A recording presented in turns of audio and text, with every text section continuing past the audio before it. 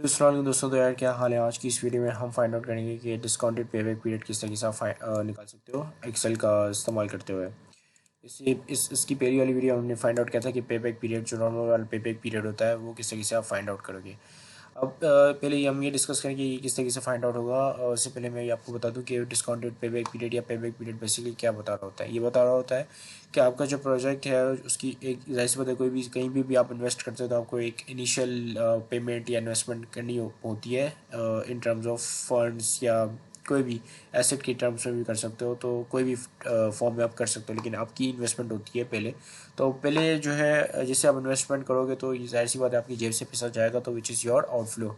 तो जब आप इन्वेस्टमेंट करते हो तब आपके पास एक इनिशियल आउटफ्लो होता है। जैसे कि यहाँ पे 1000 रुपीज़ का प्रोजेक्ट ए में और प्रोजेक्ट बी में 820 रुपीज़ का है, यानी कि इन दोनों प्रोजेक्ट को स्टार्ट करने के लिए आपको ये इनिशियल पेमेंट करनी पड़ेगी। फिर इन दोनों प्रोजेक्ट से आपको जो कैश फ्लो इनफ्लो आएगा वो ये होगा कि प्रोजेक्ट ए से 200 रुपीज़ आ रहा है और प्रोजेक्ट बी से 150 रुपीज़ आएगा। ठीक है, यहाँ पे आपके पास जो weighted average cost of capital है वो 5% है, यानी कि आपका जो भी रिटर्न आए वो 5% से अबव हो। ठीक है, अदरवाइज अगर वो वैग से कम है तो इसका मतलब क्या, वो प्रोजेक्ट को कंसीडर नहीं करोगे। उस प्रोजेक्ट में आपको जाहिर सी बात है सीधा सीधा स्ट्रेट फॉरवर्ड लॉस होगा। तो अब हम सबसे पहले क्या करेंगे कि यहाँ पे आपके पास कैश फ्लो ए का निकालते हैं। ठीक है, हम पहले कैश फ्लो को डिस्काउंट करेंगे। ठीक है, यानी कि उनकी प्रेजेंट वैल्यू निकालेंगे और फिर उसके बाद जो है उसकी पे बैक पीरियड हम निकालेंगे। ठीक है, कम्युलेटिव डिस्काउंटेड जो हम प्रेजेंट वैल्यू निकालने वाले हैं इन इनफ्लोज की, उसकी फिर कम्युलेटिव कैश फ्लो निकालेंगे और फिर जो आपका यहाँ पे पे बैक पीरियड का ही फॉर्मूला यूज़ करते हुए हम उसको डिस्काउंटेड पे बैक पीरियड निकाल लेंगे। ठीक है, तो इसका फॉर्मूला क्या होगा, इज इक्वल टू सबसे पहले आपने जो अच्छा फॉर्मूला मैंने पीवी का ही यूज़ करना है। ठीक है, पीवी का फॉर्मूला क्या था कि F V bracket open 1 plus rate bracket close और फिर माइनस में वो आता था आपका नंबर ऑफ पीरियड। ठीक है, एन माइनस एन होता था। ठीक है, अब यहाँ पे हम चूँकि माइनस नहीं लिख सकते, रेज टू पावर एन नहीं कर सकते और साथ साथ माइनस की साइन नहीं लगा सकते, एक्सेल जो इस चीज़ को एक्सेप्ट नहीं करते, तो हमें मजबूरन जो है डिवाइड वाले फॉर्मूले की तरफ जाना पड़ेगा, जिसमें आप जो है वो फ्यूचर वैल्यू को डिवाइड कर देते हो। Future value divide 1 plus R raise power N. ठीक है, सो वो वाले फॉर्मूले के तहत हम इसको सॉल्व करेंगे। ठीक है, सो यहाँ पे आपके पास आएगा सबसे पहले आपका इनिशियल कैश आउटफ्लो। ठीक है, इनिशियल कैश आउटफ्लो क्या हुआ था आपका 1000। ठीक है, सो यहाँ पे हम लिखेंगे C13। ठीक है, ये आ गया initial cash outflow divide by, अब आपका जो है ये फॉर्मूला यहाँ पे वही वाला फॉर्मूला जो आप प्रेजेंट वैल्यू को निकालने के लिए फाइंड आउट करते हो, एम लगाते हो मैनुअली, वही वाला फॉर्मूला आप यहाँ पे भी लगाओगे। ठीक है, सो आपके पास सबसे पहले 1, यहाँ पे आप लिखोगे 1 प्लस और फिर आपके पास आएगा वैक। ठीक है, और वैक को हम जो है क्या कर लेंगे, हम यहाँ पे वैक को फ्रीज कर लेंगे। ठीक है, कि यानी कि जैसे जैसे मैं अगर उसको कॉपी पेस्ट करता हूँ दूसरे और आगे वाले सेल्स पे, तो मेरा जो वैक है यानी कि ये वाला सेल जो है फिक्स्ड रहे। ठीक है, ये शिफ्ट ना हो, क्योंकि अगर मैं आगे आगे करूँगा तो बाकी सारी इन्फॉर्मेशन जो इसमें होगी वो शिफ्ट होती रहेगी। ठीक है, अगर मैं कॉपी पेस्ट करता हूँ इससे क्या होगा कि काम हमारा ज़्यादा आसानी से हो सकता है। ठीक है, तो इसकी वजह से मैं इसको फिक्स्ड करूँगा आपके 5% को बैक को। ठीक है, सो यहाँ पे हम फिक्स्ड करते हैं इसको, सेल को फिक्स्ड कैसे होगा, आपने सिंपल डॉलर की साइन इस्तेमाल करनी है। ठीक है, जैसे कि यहाँ पे ये है सी आपके पास, सी डॉलर। ठीक है, सी डॉलर एंड देन 8। ठीक है, सो देखिए ये फिक्स्ड हो गया। अब ये यहाँ से ये मैं यहाँ पे अगर कॉपी पेस्ट करता हूँ उनको दूसरे सेल पे तो यही उठाएगा, 5% ही उठाएगा।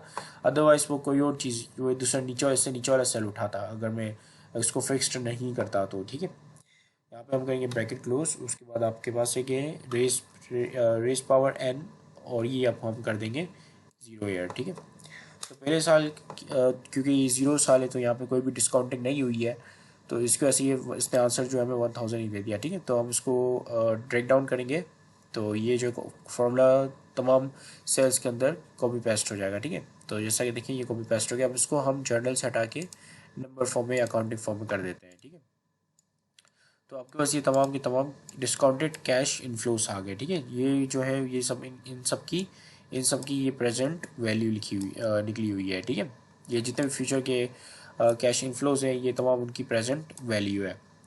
ठीक है, अब हम निकालेंगे cumulative discounted C F of A. ठीक है, सो यहाँ पे हम लिखते हैं CUM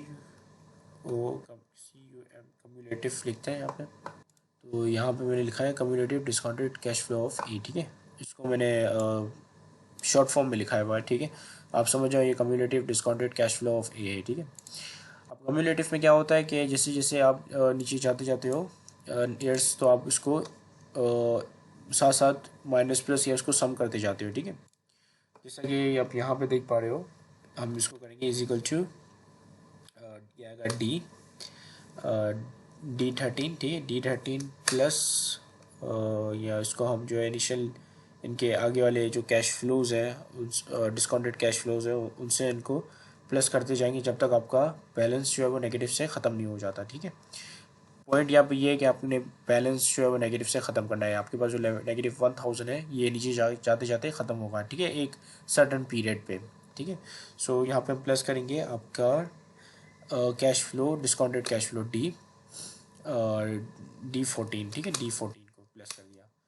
अब ये कितना आ रहा है, ये आ रहा है 809, ठीक है, 809.72। अच्छा, ये जो आपने करना था ये अपने करना था इस वाले सेल पे, ठीक है, मैंने गलती से इस वाले सेल पे कर लिया है। तो हम क्या करेंगे कि सिंपल इसको कॉपी कर दिया और यहाँ पे सॉरी इसको हम सही कर लेते हैं, ठीक है, पॉज करके सही कर लेता हूँ मैं इसे। ठीक है, तो ये सही हो गया। मैंने सिंपल ये वाले फॉर्मूले को यहाँ से हटा के यहाँ लिख लिया, ठीक है। अब हम इसको ड्रैग डाउन करेंगे तो ये सब की जो है कम्युलेटिव देता जाएगा, ठीक है। अब यहाँ पे वन ये थोड़ा सही नहीं आया क्योंकि इसने जो है इस वाली वैल्यू को उठा लिया। मैं चाह रहा था कि ये वाली वैल्यू को उठाए, ठीक है। तो ये थोड़ा फिर से हम इसको सही कर लेते हैं। ये जो है इसने यहाँ पे सही किया है, बल्कि हम यहाँ पे ये कर लेते हैं कि यहाँ पे 1000 लिख लेते हैं ताकि ये अपनी प्रीवियस वाली वैल्यू को उठाए, ठीक है। और फिर यहाँ पे हम इसको कर देते हैं डी की जगह पे E13, ठीक है। सो ये अब इसने जो है वो इसके ऊपर वाली वैल्यू को उठाया है, ठीक है। अब मैं चाह रहा हूँ कि हमेशा जो है इस सेल के ऊपर वाली वैल्यू को उठाए, ठीक है। तो अब हम इसको ब्रेक डाउन करते हैं, देखते हैं फिर क्या आता है। तो अब ये सही आ रहा है, ठीक है। अब ये जो है हर सेल में अपनी ऊपर वाली वैल्यू को उठा रहा है, ठीक है, जैसा कि आप यहाँ पे देख पा रहे हैं। तो अब हमने ये फॉर्मूले को सही कर दिया, ठीक है। अब यहाँ पे आपके पास ये आ गए तमाम के तमाम आपके यहाँ cumulative discounted cash flow of A, ठीक है। अब हम सिंपल जो है नीचे इसका पेबैक पीरियड निकाल सकते हैं, सिंपल पेबैक पीरियड का फॉर्मूला लगाकर, ठीक है। अब फिर पेबैक पीरियड में आप ये देखते हो कि जिस साल जो है आपका जो आपका इनफ्लो पॉजिटिव हुआ है उस साल को आप लेते हो, ठीक है। तो मेरा जो ये इनफ्लो किस साल में पॉजिटिव हुआ है, ये हुआ है आपका 6 ईयर्स में पॉजिटिव, ठीक है। छठवें साल में पॉजिटिव है तो हम 6 ईयर को लेंगे यहाँ पर, ठीक है, इक्वल टू। तो सबसे पहले आप ईयर लोगे, ईयर है आपका 6 को कहाँ पे आ रहा है, ये आ रहा है D19 पे, सॉरी B19 पे ही आ रहा है 6 ईयर, ठीक है। अब दूसरा यहाँ पे आपने क्या चीज़ लेनी है, दूसरा आपने इसको प्लस कर देना है नंबर ऑफ द ईयर को, ये फॉर्मूला यहाँ पे लिखा हुआ है, ठीक है, फॉर्मूला ये रहा यहाँ लिखा हुआ है। So uncovered cost at the start, ठीक है, जो स्टार्ट ओपनिंग पे आपकी जो नेगेटिव वाली कॉस्ट है, जो आखिरी साल की जो नेगेटिव कॉस्ट थी, ठीक है, वो लोगे, जैसे कि ये, ठीक है, ये आखिरी नेगेटिव कॉस्ट थी। उसके बाद पॉजिटिव शुरू हो जाता है, ठीक है, पॉजिटिव नंबर शुरू हो जाते हैं। और दूसरा आप क्या लोगे, उसको आप डिवाइड कर दोगे जो आपका कैश फ्लो है ड्यूरिंग द फुल रिकवरी, ठीक है। तो ये वाला कैश फ्लो आपका आ रहा है, ठीक है। इसके बाद का वाला कैश फ्लो, नेगेटिव के बाद वाला जो कैश फ्लो है डिस्काउंटेड कैश फ्लो, आप वो लोगे, ठीक है। उसको ब्रैकेट क्लोज कर दिया, एंटर किया, तो ये आपके पास आ गया पेबैक पीरियड 5.10, ठीक है। यानी कि 5 ईयर्स एंड 1 मंथ के बाद जो आपकी ये टोटल आपकी इनिशियल इन्वेस्टमेंट रिकवर हो जाएगी, ठीक है। सो ये आपके पास आ गया। और ये कौन सा है, ये डिस्काउंटेड है, ठीक है, डिस्काउंटेड पेबैक पी है, ठीक है। इसको हम बड़ा कर लेते हैं, आई मीन एडजस्ट कर लेते हैं यहाँ से, ठीक है। अब इसी तरीके से हमारे पास प्रोजेक्ट बी है, उसका भी निकालते हैं, ठीक है। प्रोजेक्ट ए का हमने यहाँ पे निकाल लिया, प्रोजेक्ट बी का थोड़ा आगे चल के निकालते हैं, यहाँ पर निकाल लेते हैं, ठीक है। तो सबसे पहले यहाँ पे लिखूँगा, मुझे चाहिए cash flow of project B, ठीक है, सॉरी एन लिख लिया, बी चाहिए, ठीक है। तो बी का जो इनिशियल इन्वेस्टमेंट लगेगी वो लगेगी आपकी यहाँ पे 280, ठीक है। सो 280 आपके पास माइनस में इनिशियल इन्वेस्टमेंट आएगी 280, ठीक है। अब उसके बाद जो है बाकी जो पॉजिटिव में इनफ्लो आएगा वो 150 है, ठीक है, जैसा कि यहाँ पे आप देख पा रहे हो 150 इसका यहाँ पे initial investment, I mean investment करने पर आपको रिटर्न मिलेगा हर साल 150 रुपीज़ का। फिर इसको कॉपी कर लेते हैं और कॉपी करके नीचे तमाम इसमें भी पेस्ट कर लेते हैं 10 ईयर्स तक। फिर 10 ईयर्स तक ये रिटर्न हमें आना है, ठीक है। अब दूसरा यहाँ पे अब जिस तरीके से हमने यहाँ पे डिस्काउंटेड निकाला प्रोजेक्ट ए का, इसी तरीके से हम इसका भी डिस्काउंट वर्जन निकालेंगे, ठीक है, इनफ्लोस का। तो आप लिखते हैं DISCF ऑफ बी, ठीक है। तो चलिए निकालते हैं, सेम वही फॉर्मूला लगाएंगे जो फॉर्मूला हमने यहाँ पे लगाया था, ठीक है। इजिकल टू, और सबसे पहले आपके पास आएगा आपका future value, right. So future value आपके पास ये है, ठीक है, और उसको आप डिवाइड कर दोगे 1 प्लस रेट से, ठीक है। रेट को हम फिक्स करेंगे जिस तरीके से मैंने आपको बताया था कि डॉलर की साइन के साथ इसको फिक्स करेंगे हम रेट को, ठीक है। रेट आपका है C8, ठीक है, $8। तो ये रेट फिक्स्ड हो गया। अब रेस टू पावर करते हैं, रेस टू पावर आपका ये आएगा B13, ठीक है, B13। तो देखिए इसने इस सेल को भी हाईलाइट कर लिया, ठीक है। तो इसको एंटर करते हैं तो ये जाहिर सी बात है 0 ईयर तक था, तो जिसकी वजह से ये कोई भी डिस्काउंट नहीं हुआ, ठीक है। लेकिन इसको हम ब्रेक डाउन करेंगे तो ये फॉर्मूला जब दूसरे सेल में ब्रेक डाउन होगा तो ये अब देखिए ये डिस्काउंट इसने जितने भी कैश फ्लो थे आपके प्रोजेक्ट भी के उसको डिस्काउंट कर लिया यहाँ पर, ठीक है। इसको हम जर्नल से कन्वर्ट करके अकाउंटिंग फॉर्म में लेकर आते हैं। और अब हमने निकालना है cumulative discounted cash flow of B, ठीक है। सो यहाँ पे हम लिखते हैं COMDIC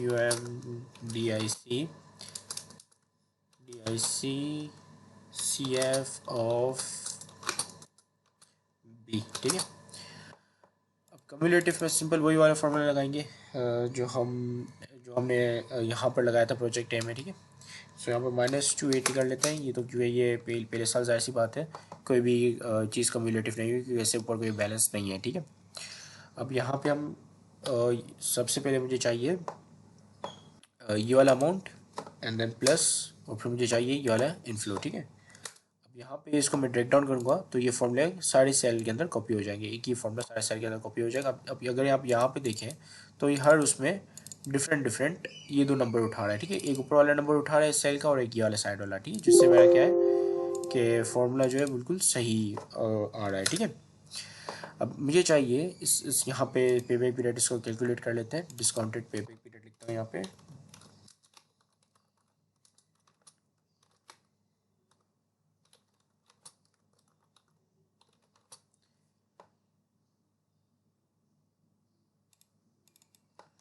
ठीक है। इसका अभी हम डिस्काउंटेड पेबैक पीरियड निकाल लेते हैं। क्यूमुलेटिव डिस्काउंट आ गया, तो यहाँ पे जिस ईयर में, कौन सी ईयर में ये आपका पॉजिटिव हुआ है, ये हो रहा है आपका 7वें ईयर में, ठीक है। ये इस ईयर में आपका ये पॉजिटिव हो रहा है, ठीक है, 7वें ईयर में आपका ये पॉजिटिव हो रहा है। सो यहाँ पे हम ईयर कौन सा सेलेक्ट करेंगे, 7वां, ठीक है, विच इज़ B20, ठीक है।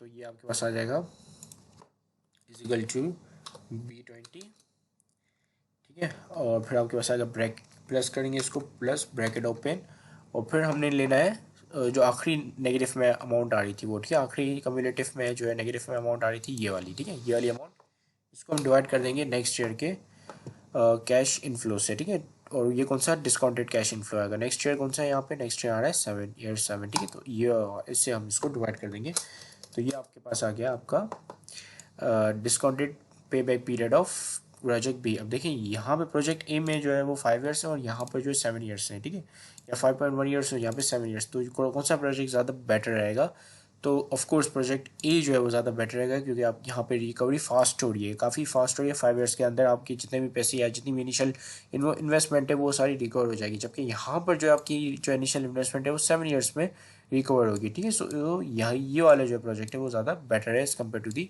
This one. So this is it, thank you very much for watching this video, have a great day and अल्लाह हाफिज़।